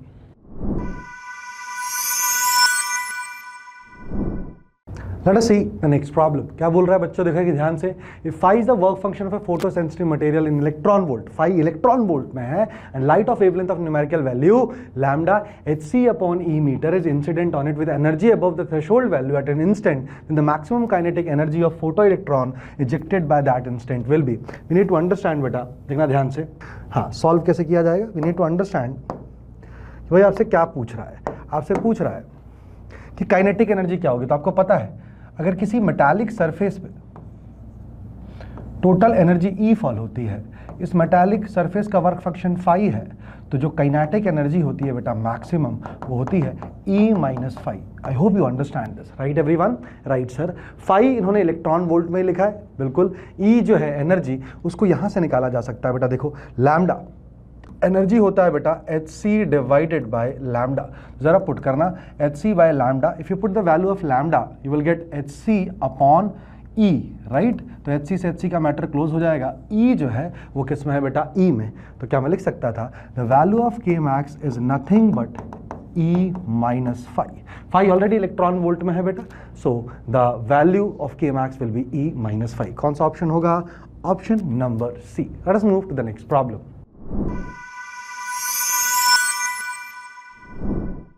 Let us see the next problem. क्या कहता है? The electromagnetic radiation which has the smallest wavelength r. तो याद रखिएगा बेटा, smallest wavelength एकदम डायरेक्ट क्वेश्चन है, that is gamma rays. Gamma rays के पास किसका होता है? X rays का। Gamma rays का less than 1 नैनोमीटर होता है, X rays का 1 से 10 के बीच में होता है। तो the answer would be option number 2.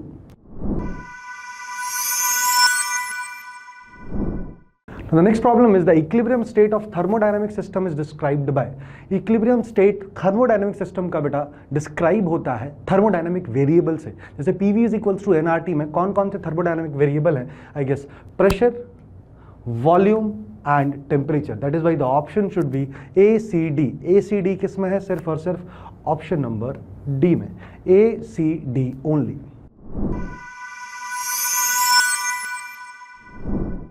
Let us see the next problem. क्या कहता है? Some energy level of a molecule are shown in the figure with their wavelengths of transition. Then which of the following is absolutely correct? जरा आइए देखते हैं। आपको पता होना चाहिए प्यारे बच्चों, जो एनर्जी गैप है that should be proportional to, that is equals to hc upon lambda. Not proportional, that should be is equals to hc upon lambda, है ना? प्रोपोर्शनलिटी की बात करता है तो that should be proportional to 1 upon lambda. तो जरा देखते हैं सबसे पहले वाले के लिए, जब यहाँ से यहाँ इलेक्ट्रॉन जंप करेगा तो जो फोटोन निकलेगा उसका वेवलेंथ कितना दे रखा है इन्होंने? λ3। तो जरा देखिए, क्या मैं बोल सकता हूँ? ध्यान सुनना बेटा, पहला एनर्जी गैप कितना है? -2e minus of -4e, that should be hc upon that is λ/3, sorry λ3। दूसरा क्या है बेटा? λ2 के लिए इक्वेशन लिखो, ऊपर वाला है -2e, नीचे वाला कितना है? -3। तो एनर्जी गैप कितना लिखेंगे आप? बहुत आसान है सर, दूसरी इक्वेशन लिखेंगे -2e minus of -3e is equals to hc by λ2, right? इसको जरा सॉल्व करना कितना होगा? 4e - 2e, 2e is equals to H C by lambda 3। पहली इक्वेशन आ चुकी है दोस्तों। दूसरी इक्वेशन बताएंगे बच्चों, दूसरी आ चुकी है 3e minus 2e, e is equals to H C upon lambda 2। बहुत आसानी से आपको दिख रहा होगा बेटा, लैम्डा 2 की जो वहाँ वैल्यू है वो एच सी अपॉन ई आई है। लैम्डा 3 की जो वैल्यू है, लैम्डा 3 2 लैम्डा 3 की जो वैल्यू है वो भी एच सी अपॉन ई आई है। यस सूर्या सर, यहाँ लैम्डा 3 और लैम्डा 2, तो क्या मैं बोल सकता हूँ लैम्डा 2 में और लैम्डा 3 में एक बहुत अच्छा रिलेशन है, क्या? That lambda 2 is equals to 2 times of lambda 3। Lambda 2 किसके बराबर आया? 2 टाइम्स ऑफ लैम्डा 3। एक ही ऑप्शन है, दो ऑप्शन है देखो अभी भी, एक है बेटा lambda 2 is equals to 2 times of lambda 3, एक और ऑप्शन है lambda 2 is equals to 2 times of lambda 3। तो इन दोनों का तो मैटर अपन कर देते हैं क्लोज। अब बचता है इन दोनों ऑप्शन में सर्च करते हैं, आइए देखते हैं। लैम्डा 1 और लैम्डा 2 में अपने को सर्च करना बचा हुआ है, तो जरा देखना बेटा लैम्डा 1 के लिए क्या लिखोगे, जरा देखना। इसको लिखेंगे Surya sir -5e/2 minus of -4e is equals to H C divided by lambda 1। तो 4e है, हाँ बेटा, तो कितना हो जाएगा जरा बताओ?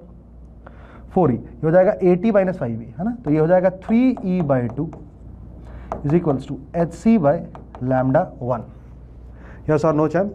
Yes sir. तो यहाँ से लैम्डा 1 की वैल्यू कितनी वैल्यू निकली देखो, 3 lambda 1/2, 3 lambda 1/2 is equals to H C upon E. Outstanding बेटा। तो क्या लैम्डा 2 और 3 लैम्डा 1/2 दोनों बराबर है? यस सर, दिख रहा है बेटा लैम्डा 2 जो है वो है 1.5 टाइम्स ऑफ लैम्डा 1, मतलब lambda 2 is more than lambda 1 और lambda 1 is less than lambda 2। ऐसा कौन सा ऑप्शन है? Lambda 1 is less than lambda 2 और option number D is absolutely correct. देखिए आप, लैम्डा 1 जो है ना, वो लैम्डा 2 से क्या है? छोटा है। लैम्डा 1 जो है वो लैम्डा 2 से छोटा है और साथ ही साथ में लैम्डा 2 की वैल्यू 2 लैम्डा 3 के बराबर है। This one of a good question asked in reNEET this year मेरे बच्चों। This is good question, good, you are a good question, very good beta. Let us move to the next problem.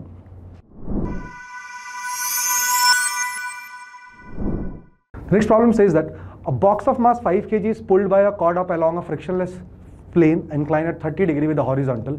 The tension in the cord is 30 Newton. The acceleration of the block is, we need to understand this beta, कि एक ये incline है, कितना incline है बेटा जरा देखो, 30 degree. All right, यहाँ पे एक ब्लॉक है जिसको खींचा जा रहा है विद हॉरिजॉन्टल, है ना, देखो अब along a frictionless plane 30 degree, है ना, with the horizontal. The tension in the cord is 30 newton, the acceleration this is a 30 newton force. तो पीछे की तरफ, यहाँ नीचे की तरफ क्या लगेगा दोस्तों? mg, very good.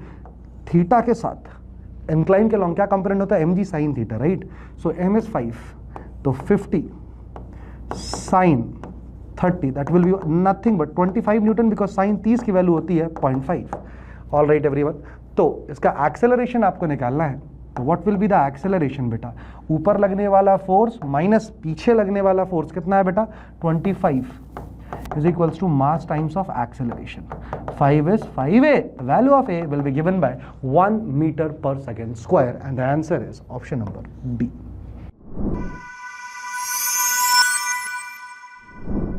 Let us move to the next problem. What does it says? It says, if the ratio of relative permeability and relative permittivity of a uniform medium is 1:4, then the ratio of the magnitudes of electric field intensity to the magnetic field intensity H of an EM wave propagating in that medium will be given by. You need to understand what is the value of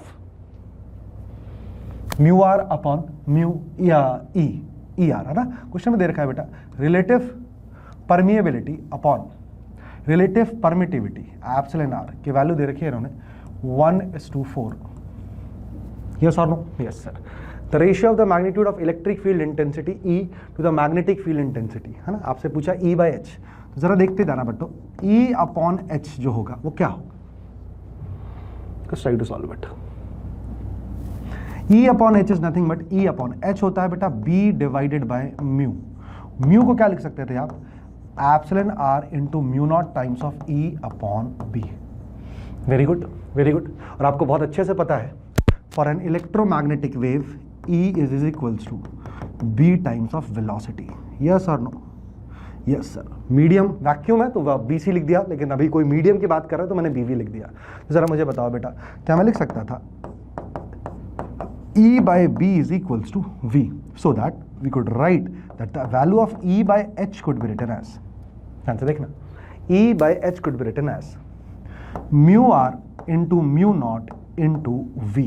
outstanding Surya sir, यहां तक किसी को दिक्कत नहीं होनी चाहिए थी. No sir. Now let us write what is V. आपको पता है किसी मीडियम के अंदर the velocity of light becomes, ध्यान से देखते जाना, under root of 1 divided by mu R mu naught epsilon R epsilon naught. Right sir. पर मल्टीप्लाई भी किया हुआ है तो क्या मैं लिख सकता था that E by H will be is equals to, यहां लिख रहा हूं बेटा, देखना ध्यान से, अब मैं E by H की रियल बात लिखते जा रहा हूं. E by H will be given by mu r mu naught and the value of V was given by under root of 1 by mu r mu naught epsilon naught epsilon r. Outstanding. ये अंदर आएगा बेटा तो square में आएगा तो क्या हो जाएगा, ये कट जाएगा तो ऊपर आ जाएगा mu r mu naught epsilon r epsilon naught. अब ध्यान से देखते हैं ना, इसको लिख सकते थे under root of mu naught upon epsilon naught into under root of mu R by epsilon R. बिल्कुल सही. Mu naught upon mu naught दे रखा है 120 pi. It is already given us 120 pi multiplied by mu R upon epsilon R की वैल्यू already question में दे रखी है, आई गेस 1/4 है ना. Yes sir. तो कितना हो जाएगा ये 1/4 का under root, this will eventually lead us to 120 pi divided by 2, that is 60 pi is to 1 should be the answer to the problem.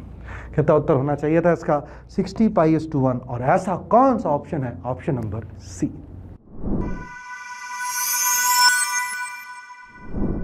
Let us see the next problem. What does it says? The value of electric potential at a distance 9 cm from point charge is given by. We need to understand that KQ by R जो होता है वो क्या होता है दोस्तों, electric potential होता है. The value of K is already given. कितना दे रखा है बच्चों, 9 into 10 raised to the power 9. Yes or no? Yes sir. Into charge कितना दे रखा है बेटा, 4 into 10 raised to the power -7. KQ by R. R की वैल्यू कितनी दे रखी है बेटा, 9 into 10 की पावर -2. सेंटीमीटर में था, मैंने उसको मीटर में कन्वर्ट कर दिया. तो जरा देखना बेटा ये कितना हो जाएगा, जरा देखो 9 से 9 का मैटर क्या हो जाएगा, क्लोज हो जाएगा सूर्या सर. और ये 10 की पावर 2 है, ऊपर जाएगा, कितना हो जाएगा बताओ, ये -2 है, ये 10 की पावर 11 -7, क्या ये 4 into 10 की पावर 4. बहुत इजी सा सवाल है बेटा, वोल्ट. 4 into 10 की power 4 volt. Option is option number D.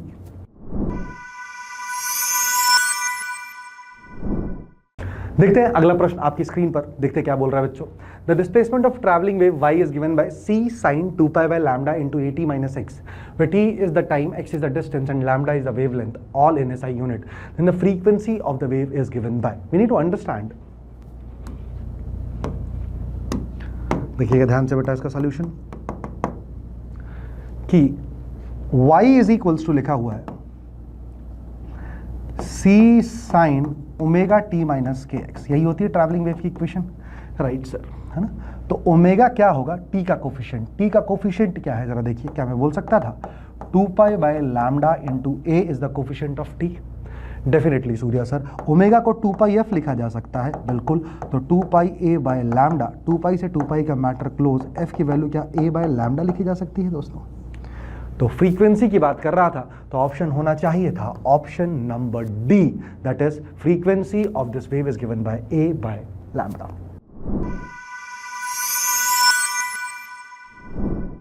Let us see what does the next problem says. It says an object of mass 100 kg falls from point A to point B as shown in the figure. The change in its weight corrected to the nearest integer is where r is the radius of earth. Now we need to understand. आपसे पूछ रहा है कि यहाँ का weight let it B W1 और यहाँ का weight let it be W2. इन दोनों के बीच का अंतर क्या है, क्या पूछ रहा है बेटा, W1 और W2 के बीच का डिफरेंस क्या है. तो वी नीड टू अंडरस्टैंड कि W1 जो होगा मैं बोल देता हूँ mg1 होगा, बिल्कुल सही. W2 जो होगा वो होगा mg2 होगा, बिल्कुल सही. तो क्या मैं बोल दूंगा दोनों के वेट्स का जो अंतर होगा W1 minus W2 which is nothing but m times of G1 minus G2। अब G1 और G2 की कहानी लिखनी है अपने को, हाँ या ना बेटा? बिल्कुल सही। तो जरा देखो ध्यान से बेटा, G1 जो होगा वो क्या होगा? वो होगा small g upon 1 plus H by R का होल स्क्वायर, अगर आपको पता हो, राइट बेटा? यस। तो क्या मैं बोल सकता था, देखना ध्यान से, स्मॉल g, वैसे आपको मैं यहाँ पे ड्राइव करके हल्का सा दिखा देता हूँ ताकि आपको आइडिया रहे। g की जो वैल्यू होती है g इफेक्टिव की, वो होती है gm upon R plus H का होल स्क्वायर, राइट? अगर आप इसमें से आर स्क्वायर कॉमा ले लेते हो बेटा तो ये बनता है 1 प्लस एच बाई आर का होल स्क्वायर। आई होप यहाँ तक आपको बहुत अच्छे से पता होगा। और gm बाई आर स्क्वायर जो होता है वो होता है g at surface, small g के बराबर होता है। तो मैं वही लिखने की कोशिश कर रहा हूँ, मेरे को दोनों केस में काइंड ऑफ h निकालना है ना? Right sir, right right right. तो g अपॉन क्या हो जाएगा बेटा, ध्यान से देखना, 1 प्लस h बाय आर का होल स्क्वायर। सबसे पहले तो बताइए इनिशियल हाइट कितना है बेटा, अगर आप बता पाए। क्या इनिशियल हाइट 2 आ रही है? बिल्कुल सही सूर्या सर। तो यहां पे लिख सकता था मैं 2r अपॉन r का होल स्क्वायर। आई होप आपको यहां पे कोई दिक्कत ना हो। बिल्कुल सर, कोई दिक्कत नहीं है। G2 की बात करते हैं, g अपॉन 1 प्लस, अब नई हाइट कितनी होगी ये इंपॉर्टेंट है, ये है नई हाइट, ठीक है बेटा? तो नई हाइट निकाला जा सकता था क्या? Yes Surya sir, that will be given by this total height 2re minus re by 2, that is 4 में से 1 गया 3re बाई 2। तो क्या लिखा है, 1 प्लस 3r बाई 2r का होल स्क्वायर। आउटस्टैंडिंग एवरीवन, यहाँ तक समझ में आया होगा आप लोगों को? Yes sir. तो क्या मैं कह दूं बेटा, ध्यान से देखना, G1 की वैल्यू क्या लिखी जा सकती थी बच्चों? R से R का मैटर क्लोज, ये लिखा है G divided by 9, while value of G2 would be given by, R से R का मैटर क्या हो चुका है? क्लोज। 2 और 3 5, 5 बटे 2 है ना? तो ये हो जाएगा 4G डिवाइडेड बाय 25। क्लियर है? G1 आ चुका है, G2 आ चुका है। ये कितना है बेटा? 2 और 3 5 है, 5 का स्क्वायर 25 और 2 का स्क्वायर 4, तो 4G अपॉन 25। ये आ गया G1, ये आ चुका है G2। अब क्या मैं W1 माइनस W2 की वैल्यू निकाल सकता हूँ? बिल्कुल निकाल सकते हैं सूर्या सर। M है ना, M था 100 kg इंटू G की वैल्यू है 10, ये लिखा है 1/9 माइनस 1/25। जरा सॉल्व करिए, कितना आएगा? यह आएगा 1000 ऑप्शन में, अब अपॉन में कितना आ जाएगा? 25 इंटू 9 है ना? और इधर कुछ गलत तो किया? अच्छा 4/25, दिस इज 4/25, राइट बेटा? 25 इंटू 9 है ना? ऊपर कितना आएगा मुझे बताओ? ऊपर आएगा 25 माइनस 36। चेंज इन वेट की बात कर रहा, अपन मॉड की बात कर रहे हैं, ठीक है बेटा? तो अपन सिर्फ पॉजिटिव साइन लेंगे है ना, नेगेटिव साइन की बात नहीं करेंगे, ठीक है? Yes sir. तो कितना हो जाएगा? ये हो जाएगा 1000 इंटू 11 अपॉन 25 इंटू 9, 25 चौके 140 है ना? 40, 440 बटा 9 है ना? 9 चौके 36, हाँ या ना बेटा? 9 चौके 36, 8 9 81, ऑलमोस्ट 48.8 के आसपास आएगा, पर नियरेस्ट इंटीजर को राउंड करेंगे तो answer should be 49। So this is a good problem. इसमें थोड़ा सा बच्चों को टाइम लग सकता था, but it's a very good problem and the answer of this problem is 49 Newton's. Let us see the next problem. What does it says? It says a potential energy of a particle moving along x direction is given by this. The dimension of a square by b is given by. First of all, we need to understand क्या बेटा कि b का वही dimension होगा जो किसका होगा? Root x का, क्योंकि दो सेम डायमेंशन की ही चीजें क्या हो सकती हैं बच्चों? ऐड हो सकती हैं। तो क्या मैं बोल सकता था बेटा, ध्यान से देखना, द डायमेंशन ऑफ x की power 1/2 should be is equals to the dimension of b। Could I say the dimension of b is nothing but l की पावर 1/2, क्योंकि x क्या है? x लेंथ है ना, x डायरेक्शन, x क्या है बेटा? लेंथ। बहुत ही बढ़िया, डायमेंशन ऑफ b पता चल चुका है आपको। तो देखिएगा ध्यान से, अब ax² है ना, ax² का डायमेंशन क्या होगा जरा बताओ? डायमेंशन ऑफ ax² होगा, अब इसका डायमेंशन तो क्या है?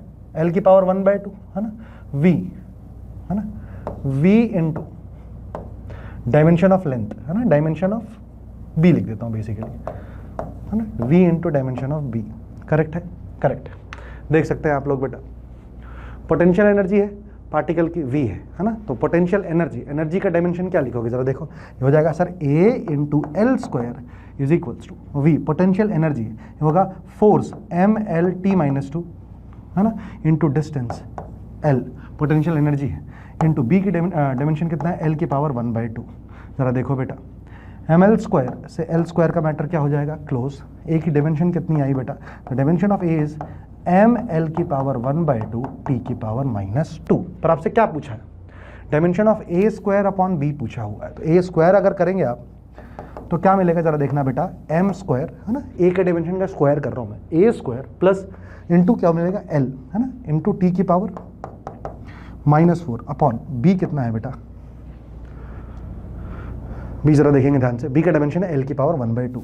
तो जरा सॉल्व करें, क्या मिलेगा, m स्क्वायर l की पावर 1 - 1/2 इंटू t की पावर -4। तो ऐसा कौन सा डायमेंशन है बेटा, m स्क्वायर l की पावर 1/2 t की power -4। Option number C is the answer to the problem.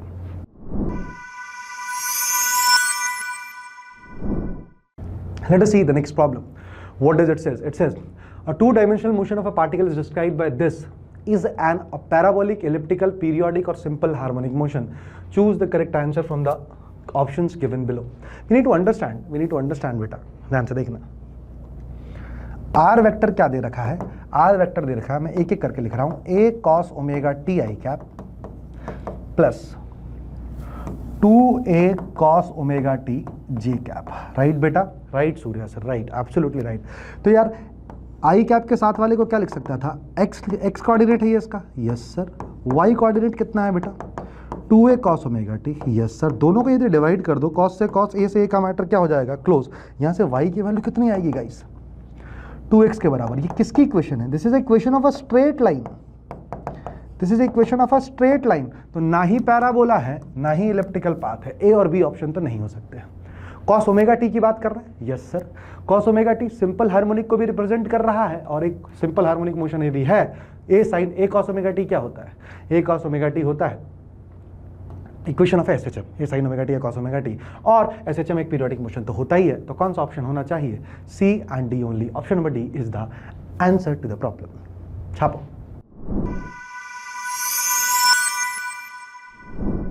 Let us see the next problem. What does it says?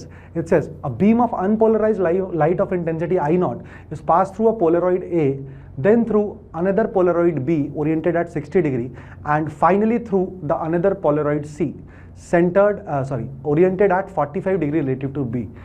The intensity of the emergent light is. Now we need to understand कि बच्चों यहाँ से अगर I0 से आया, यहाँ पे जो I आएगा वो I कितना आएगा बताओ, एक डायरेक्शन में कर देगा तो इंटेंसिटी आधी, I0/2।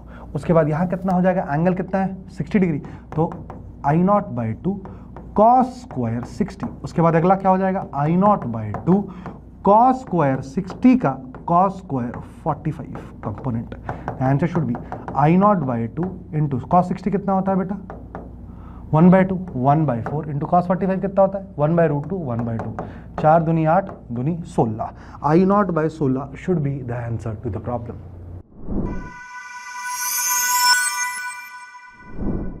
So we have this next problem. What is says that select the correct statement among the following.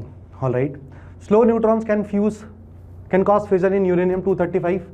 बिल्कुल सही। Then fast neutron बिल्कुल सही बात है। Alpha rays are helium nuclei बिल्कुल सही बात है।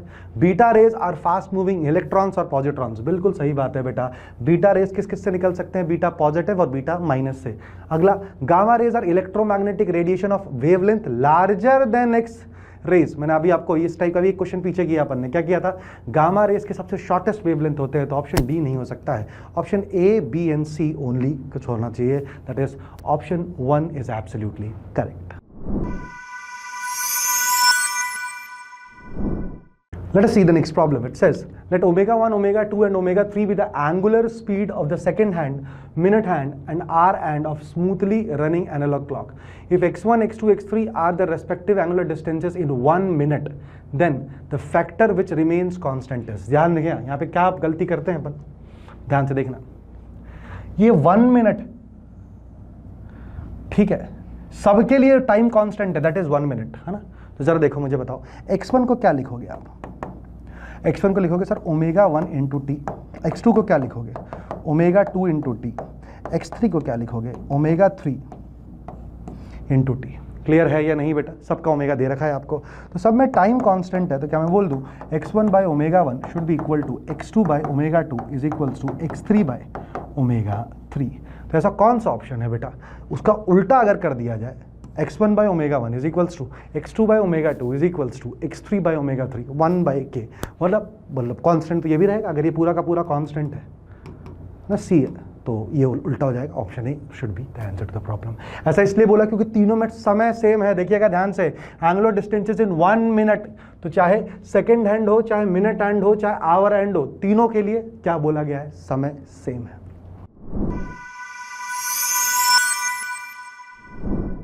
Let us see the next problem. क्या बोलता है? The magnetic moment of an iron bar is m.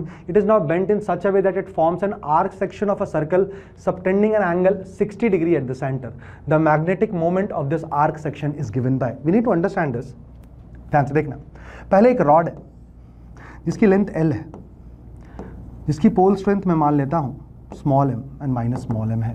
तो यार इसका मैग्नेटिक मोमेंट क्या लिखते हैं बेटा आप लोग? m इंटू एल लिखते हैं। इसी लेंथ को आपने एक आर्क के फॉर्म में सबटेंड कर दिया, बिल्कुल सही है ना? तो अब मैग्नेटिक पोल स्ट्रेंथ तो अभी भी m है, पर इफेक्टिव लेंथ अब कितनी हो सकती है आपको पता होना चाहिए बेटा। अगर ये रेडियस r है, ये r है, तो ये हो जाएगा θ/2 और ये लेंथ हो जाएगी बेटा, थीटा के अपोजिट वाला होता है साइन, r sin θ/2, और ये लेंथ भी कितनी हो जाएगी? r sin θ/2। अगर ऐसा है तो नया m डैश क्या लिखोगे बेटा? m इंटू ये लेंथ कितनी है? r plus r, 2r sin θ/2। बिल्कुल सही सूर्या सर, कोई दिक्कत की बात नहीं है। अब दोनों को यदि आप डिवाइड करो, देखो m डैश अपॉन m जो आएगा वो क्या आएगा? m से m का मैटर क्या हो जाएगा? क्लोज हो जाएगा। लिखा है 2r sin θ/2 डिवाइडेड बाय क्या लिख दूं बेटा यहाँ पे? l। बिल्कुल सही सर, कोई दिक्कत की बात नहीं है। अब r और l में क्या रिलेशन होता है बताइए? आपको बहुत अच्छे से पता है, इसी रॉड से आपने एक आर्क बनाया है, तो क्या मैं बोल दूं बेटा l is equals to r theta, where theta should be in radians. तो क्या मैं लिख सकता था बेटा? देखो ध्यान से, है ना, r upon l is equals to 1 upon theta. ठीक है, 1 अपॉन थीटा, तो 1 अपॉन थीटा कितना? 60 डिग्री। 60 डिग्री रेडियन में कितना होता है? π/3, 3/π। r अपॉन l की वैल्यू कितनी आएगी बेटा? 3/π। बिल्कुल सही, तो लिखूंगा यहाँ पे, देखना ध्यान से, 2 into the value of r is 3/π into sine of, ठीक है बेटा, साइन कितना है? 60, साइन 60 का आधा, साइन θ/2, साइन 30, साइन 30 कितना होता है बेटा? आधा, आधे से ये आधा गया, 3/π, है ना? तो m डैश की वैल्यू आ जाएगी बेटा 3/π times of m। Which option is there? इस option number A is absolutely correct. Let us see the next problem. What does it says? It says the given circuit shows a uniform straight wire of 40 centimeter length fixed at both ends. In order to get the zero reading in the galvanometer G, the free end of is to be placed from B is. तो क्या बोल रहा है कि galvanometer में zero reading आया, right? तो metre बीच का कंसेप्ट है, इस लेंथ को x मान लेता हूँ, तो ये कितना हो जाएगा बेटा बताओ? सर ये हो जाएगा 40 - x, और गैल्वेनोमीटर में रीडिंग जीरो होने के लिए for Ig is equals to 0, we need to understand that 8 into x, opposite वाले इक्वल होने चाहिए, should be equal to 12 into 40 minus x। बिल्कुल सही, तो कितना हो जाएगा बच्चों?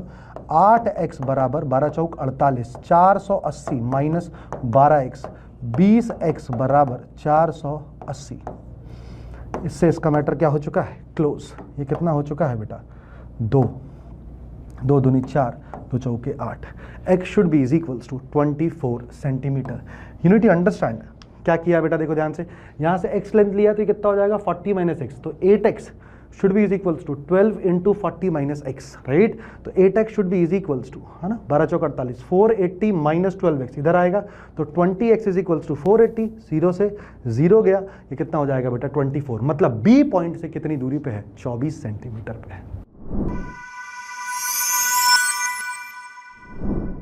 Let us see the next problem. According to the law of equipartition of energy, the number of vibrational mode of a polyatomic gas constant gamma is Cp upon Cv is.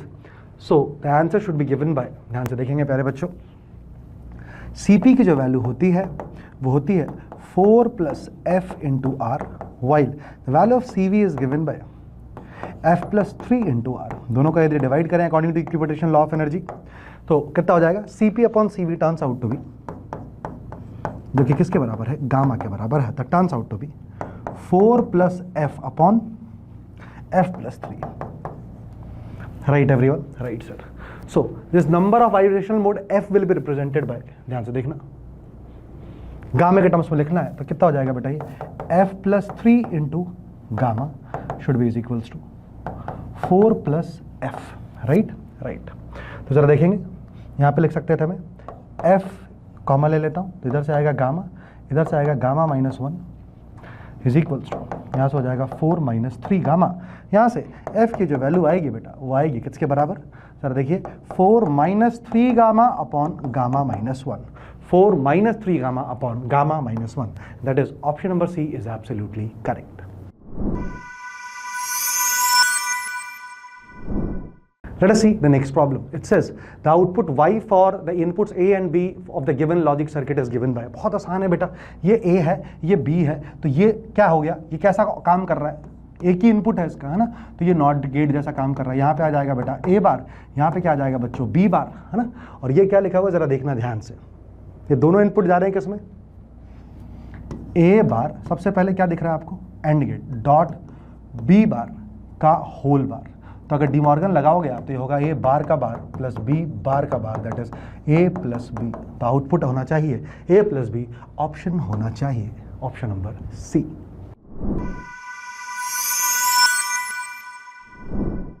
Let us see the next problem. What does it says? It says the amplitude of the charge oscillating in a circuit decreases exponentially as given by this one, where q naught is the charge at t is equals to 0 seconds. All right, the time at which charge amplitude decreases to 0.5 q naught is nearly, ये physics का कम सवाल है, ये गणित का ज्यादा सवाल है बच्चों, देखेंगे ध्यान से।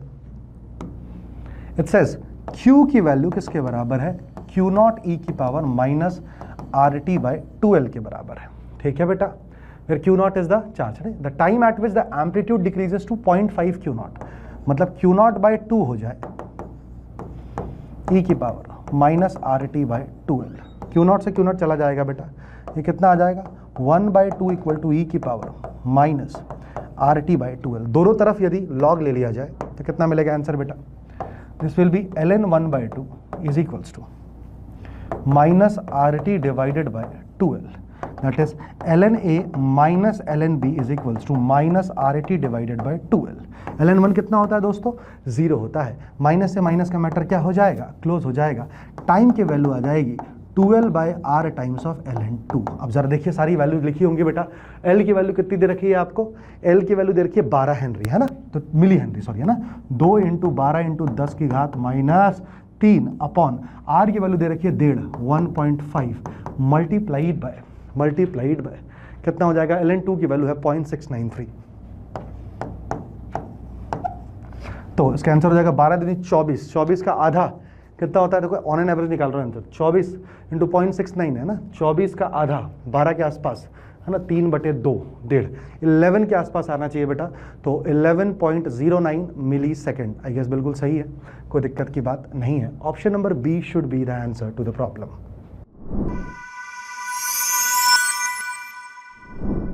Let us see the last problem. The steady state current in the circuit shown below is, देखिए स्टडी स्टेट में आपको पता होना चाहिए कि कैपेसिटर कैसा बिहेव करता है, for that you need to understand that at study state